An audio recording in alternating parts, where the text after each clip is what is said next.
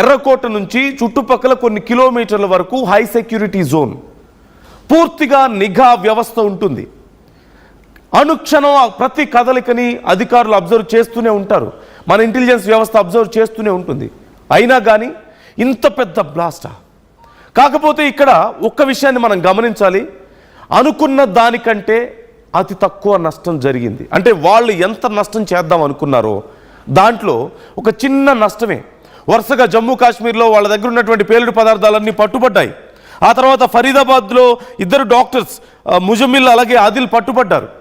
ఇక ఏం చేయాలో అర్థం కాక ఆ కంగారులో తాను కూడా పట్టుబడతానేమో, అక్కడి నుంచి కనెక్షన్స్ ఇక్కడి వరకు ఉన్నాయి కాబట్టి ఆ కారు అక్కడక్కడ చేతులు మారుతూ వచ్చింది కాబట్టి ఈ కారు ట్రాక్ రికార్డు కూడా చూడొచ్చు మనం.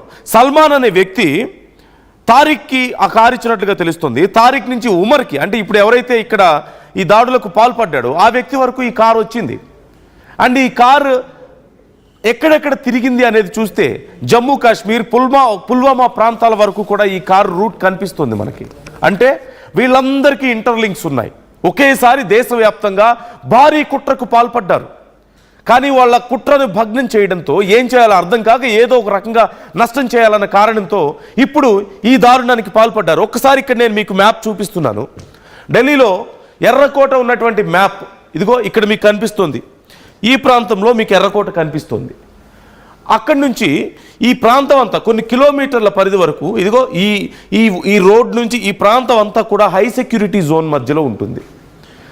ఎందుకంటే ఎర్రకోట ప్రాశస్త్యం ఉన్నటువంటి ప్రాంతం, చారిత్రాత్మక ప్రాశస్త్యం ఉంది.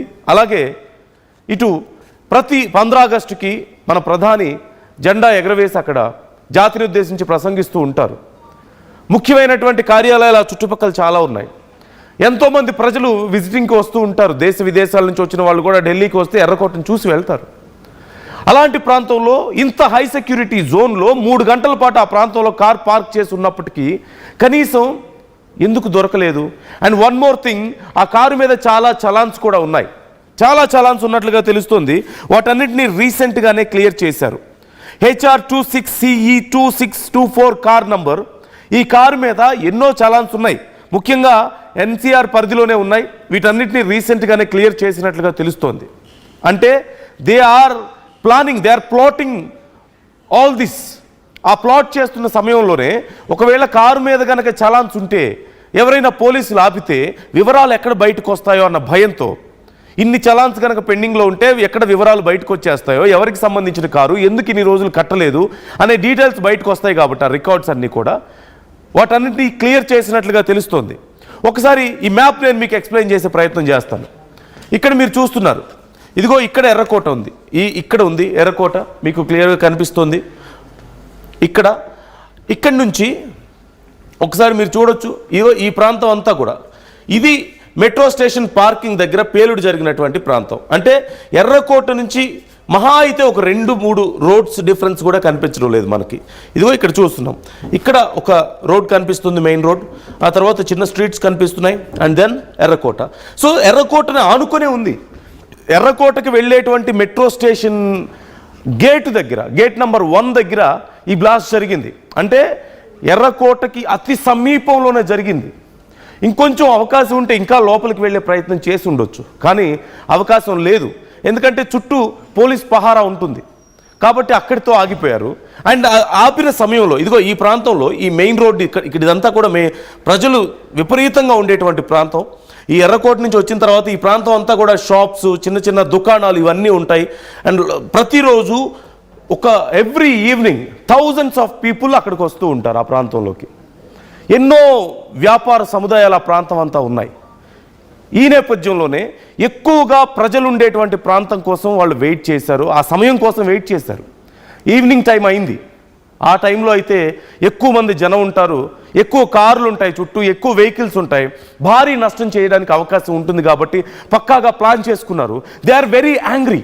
ఎందుకంటే కాశ్మీర్లో భారీ నష్టం జరిగింది.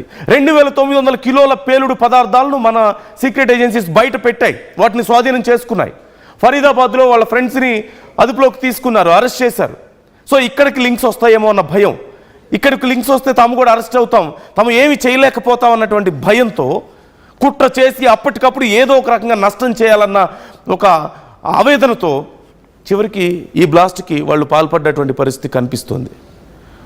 సో ఎర్రకోటకు అతి సమీపంలో, అండ్ మీరు స్క్రీన్ మీద చూస్తున్నారు, అతనికి సంబంధించిన ఫోటోను మీరు స్క్రీన్ మీద చూస్తున్నారు. అండ్ ఇదిగో ఇక్కడ నేను చూపిస్తున్నాను మీకు ఉమర్ నబీ ఇక్కడ మీకు కనిపిస్తున్నాడు. And show me that car visual ఒక్కసారి. ఇదిగో కార్ మీకు కనిపిస్తుంది. ఏదైతే I-20 కార్ ఈ పేలుడికి ఉపయోగించారో ఆ కార్కి సంబంధించిన నంబర్ మీరు చూస్తున్నారు, HR26CE2624 నంబర్. సో ఈ కార్ మీద ఎన్నో చలాన్స్ ఉన్నాయి, వాటన్నిటిని రీసెంట్గా క్లియర్ చేశారు, NCR పరిధిలోనే ఉన్నట్లుగా తెలుస్తోంది. సో ఒక్కసారి ఆ ఫోటో నాకు చూపించే ప్రయత్నం చేయండి. This is the person. ఆ కారులో ఉన్నటువంటి వ్యక్తి Umar doctor. He's the doctor. మన డబ్బులతో చదువుకొని మనం కట్టిన ట్యాక్సులతో ఇక్కడుండి మన తిండి తింటూ మన మధ్యలో తిరుగుతూ మన ట్యాక్సులతో చదువుకొని చివరికి మన ప్రజల ప్రాణాలు తీయడానికి సిద్ధమవుతున్నారు. మనకి తెలియకుండా మన మధ్యలోని ఈ కలుపు మొక్కల్ని మనమే పెంచుకుంటున్నాం. మనం వేసే ఎరువులు తింటున్నాయి ఆ కలుపు మొక్కలు, మనం వెదజల్లే ఆహార ధాన్యాలే తింటున్నాయి, మనం కట్టే ట్యాక్సులతోనే చదువుకుంటున్నారు, చివరికి మన ప్రాణాలు తీస్తున్నారు. So we should be very careful ఇలాంటి విషయాల్లో, ఇలాంటి దుర్మార్గుల విషయంలో, ఇలాంటి ఉగ్రవాదుల విషయంలో. అందులోనూ వాళ్ళు చేస్తున్నటువంటి వృత్తి ఏంటి? డాక్టర్స్. అండ్ ఈ మధ్యనే నిన్న ఈ రోజుల్లోనే మరొక భారీ స్కామ్ బయటపడింది. దాని గురించి కూడా RTV మీకు మరికొద్దిసేపట్లో అప్డేట్స్ అందించబోతోంది. ఒక ఉగ్రవాదులు కేవలం సైబర్ నేరాలతోనో లేదంటే ఇలా బాంబులు పేల్చో లేదంటే కత్తులు తుపాకులతోనే కాదు ప్రాణాలు తీస్తుంది, స్లో పాయిజన్స్ రూపంలో కూడా ప్రాణాలు తీస్తున్నారు. ఒక పెద్ద కుట్ర బయటపడింది. ఒక పెద్ద కుట్రను ఛేదించారు మన ఇంటెలిజెన్స్ డిపార్ట్మెంట్.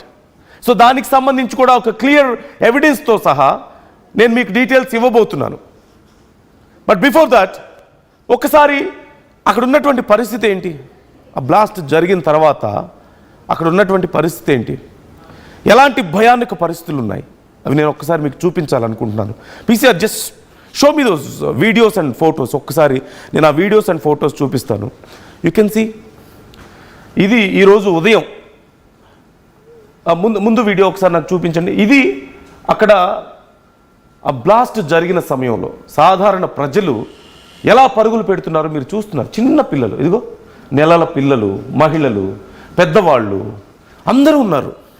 అందరూ పరుగులు పెడుతున్నారు అక్కడి నుంచి ప్రాణభయంతో. ఒక్కసారిగా సాయంత్రం సమయంలో చాలా క్రౌడ్ ఉండేటువంటి ప్రాంతం, ఏం జరిగిందో ఏంటో తెలీదు. ఏదో ఒక భయంకరమైనటువంటి శబ్దం వచ్చింది, ఒక పెద్ద వెలుగు వచ్చింది, కళ్ళు చూడలేనంత వెలుగు ఒక్కసారిగా వచ్చింది.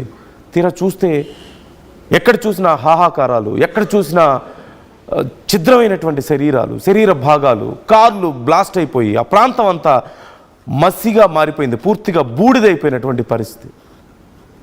ఒకసారి ఇదిగో ఇక్కడ మీరు చూస్తున్నారు. This is the condition after that blast. ఎంత భయానకంగా ఉందో చూస్తున్నారా? చూస్తుంటేనే ఒళ్ళు గగుట్ పొడుస్తుంది కదా. చూడండి ఎలా ఉందో.